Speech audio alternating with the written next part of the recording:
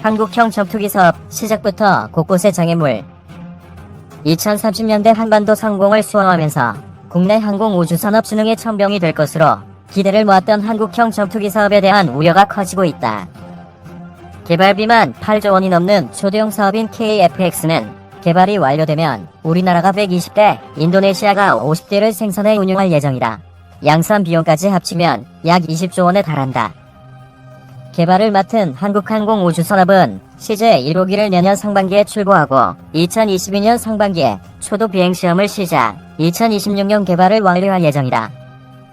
CJ 1호기를 내놓기로 한 일정이 1년 앞으로 다가왔지만 KF-X를 둘러싼 의문과 우려는 여전하다. 개발에 참여하는 인도네시아의 이탈 가능성이 제기되고 있고 개발 전략을 바꿔야 한다는 주장도 나오는 등 불확실성은 여전하다. 인도네시아 KF-X 이탈하나. 복수의 군 소식통에 따르면 정경도 국방부 장관은 6일 국방부와 방위사업청 관계자들로부터 KF-X 관련 연안을 보고받았다. 이 자리에서는 인도네시아 분담금 미납 문제도 거론된 것으로 알려졌다. 군 관계자는 장관이 KF-X 관련 사안을 전반적으로 다 챙기고 있다고 전했다. 또 다른 관계자는 같은 날 공군과 한국항공우주산업 관계자들이 상경했다가 당일 밤에 돌아갔다고 말했다. 8조 5천억 원으로 추산되는 KF-X 개발비는 정부 60%, 인도네시아 20%, 한국항공우주산업 20% 비율로 각각 분담하는 구조다. 이에 따라 인도네시아는 1조 7천억 원을 부담해야 한다. 하지만 인도네시아가 지난해까지 납부한 금액은 2,200여억 원 수준이다. KF-X 개발이 진척되면서 소요 비용은 계속 늘어나는데 현금 대신 현물 납부를 희망하는 인도네시아의 분담금은 제때 납부되지 않는 상황이다. 군 소식통은 인도네시아에서 정갈이 오지는 않은 것으로 알고 있다면서도 인도네시아가 KF-X에서 발을 빼려 한다는 시각이 내부적으로 확산하는 분위기라고 전했다. 이 같은 관측은 인도네시아 내부 사정과 관련이 있다. 지난 1월 프랑스 매체들은 인도네시아가 다소사의 라팔 전투기 도입에 관심을 보이고 있다고 보도했다. 미국 로키드 마틴 F-16V 전투기 구매를 추진하고 있고 미국의 제재로 실현이 어려워졌지만 러시아제 Su-35 전투기 11대 도입을 시도하기도 했다. 이 같은 상황에서 조코 위도도 정권의 내부 정세가 복잡하게 전개되면서 거액을 들여 한국과 KF-X를 함께할 필요가 있느냐는 회의론이 현지에서 퍼지는 것으로 알려졌다. CN-235 수송기처럼 항공기 완제품 제작에 주력하던 인도네시아가 부품 생산이나 항공정비 사업으로 정책 전환을 피할 조짐도 엿보인다. 인도네시아가 KF-X 개발에 소극적이면 부족한 사업비를 충당할 플랜 B가 필요해진다. 현재 거론되는 계획으로는 방위사업청과 한국항공우주산업이 인도네시아가 미납한 분담금을 일정 비율로 나눠서 부담하는 방안이 있다. 하지만 인도네시아는 방위사업청이 관리하는 사안이므로 정부가 책임져야 한다는 주장도 강하게 제기된다. 하지만 정부도 한국항공우주산업도 추가 비용 부담은 어렵다. 코로나19 사태로 정부는 초대형 추경 예산과 재정 투입 정책을 잇따라 내놓고 있다. 세입이 제한되는 상황에서 추경 예산을 마련하려면 기존 예산을 전용하거나 대규모 사업을 연기, 중지해야 한다. 50조 원에 달하는 올해 국방비 준불용액이나 2월 금액을 중심으로 상당한 액수가 추경으로 전용될 것이라는 관측이 제기되는 대목이다. 방산업계에서는 이달 초 열릴 예정이던 방위사업추진위원회가 연기된 것도 이와 무관치 않다고 해석한다.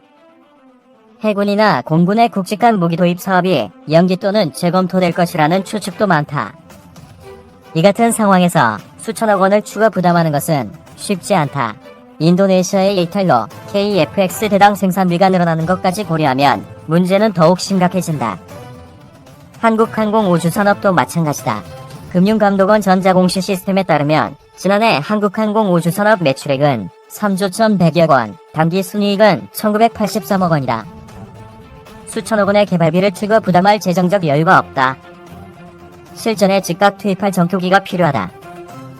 재정적 문제 외에 KF-X의 성능과 미래 전투력에 대해서도 회의적인 견해가 나오고 있다. 실전에서 제대로 써먹을 수 있느냐는 것이다. 자체적으로 비행기를 만들어 하늘에 띄우는 것은 재정적 여건이 있으면 충분히 가능하다. 하지만 그 비행기를 실전 투입하는 것은 또 다른 문제다.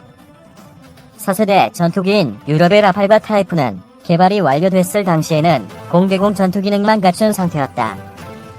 이후 10여 년에 걸쳐 점진적인 개량을 통해 다기능 위성 배열 레이더와 공대지 정밀 유도 무기 등을 추가하면서 실전 투입이 가능한 전천후 전투기로 바뀌었다. 중국의 제20도 유사한 과정을 거쳤다. 진화적 개발 방식이라 불리는 이 개념은 KF-X에도 적용되고 있다. 하지만 군 안팎에서는 10여 년에 걸쳐 KF-X 성능을 끌어올릴 여유는 없다는 우려가 많다. 공군 F4, F5 전투기는 노후화가 심해 전력 공백 우려가 크다. KF-X가 완전한 전투 능력을 갖췄다고 인정받을 시기는 2030년대 초중반으로 예상된다. F-35A보다 발전된 6세대 전투기가 중국, 일본에서 모습을 드러낼 시점이다. 2026년부터 약 5에서 10년 동안 제한된 성능을 지닌 4.5세대 KF-X가 5, 6세대 전투기를 지닌 주변국 공군과의 대결에서 위력을 발휘할지는 미지수다. 수출 경쟁력 확보도 어렵다는 주장도 이와 같은 맥락이다.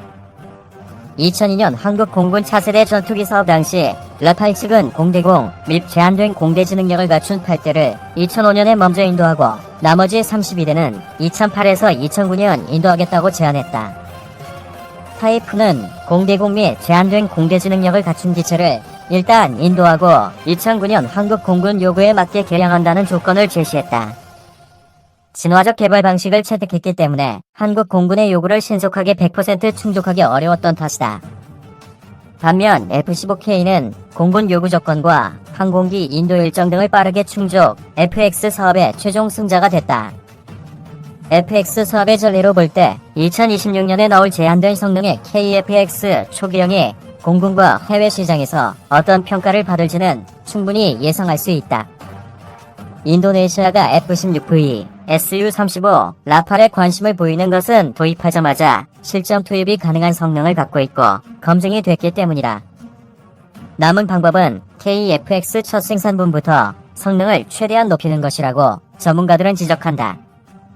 미국제 항공무 장탑재가 미국 정부의 소극적 태도로 어려워졌지만 미테아 중거리 공대공 미사일과 아리스트 단거리 공대공 미사일, MK-82 폭탄, 한국형 유도폭탄과 합동정밀 직격탄 외에도 공군이 운용 중인 타우러스 장거리 공대지 미사일이나 이스라엘제 스파이스 정밀 유도폭탄처럼 실전에 즉각 쓸 수 있는 무장이나 전자장비라면 지금이라도 추가 장착을 적극 추진해야 한다는 것이다. 초기 생산 기체부터 전투력을 최대한 끌어올려야 공군 전력 공백을 메우면서 주변국 견제도 가능하고 해외 수주 가능성도 높아진다.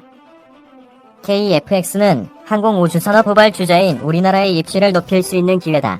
전투기를 자체 개발한다는 것은 그만큼 기술 수준이 올라섰다는 의미다. 하지만 산업적 의미와 함께 군사적 효용성도 철저히 따져봐야 한다. 라팔이나 타이푼처럼 공대공 능력을 먼저 갖춘 뒤에 점진적으로 성능 개량을 하는 방식은 20에서 30년 전의 옛날 이야기다. 지금 개발 방식대로 KF-X를 만들면 2030년 일본 F-35A와 중국 J-20, FC-31, 러시아 Su-57 스텔스 전투기에 둘러싸인 한반도에서 KF-X가 맞수 역할을 제대로 할 수 있을까? 정부와 군의 정책적 검토가 필요한 시점이다. 유튜브 채널 24H 밀리터리 여러분의 구독과 좋아요, 알림 설정은 컨텐츠 제작에 큰 힘이 됩니다. 시청해주셔서 감사합니다. 호스팅이 도움되셨다면 구독하기를 꼭 눌러주세요.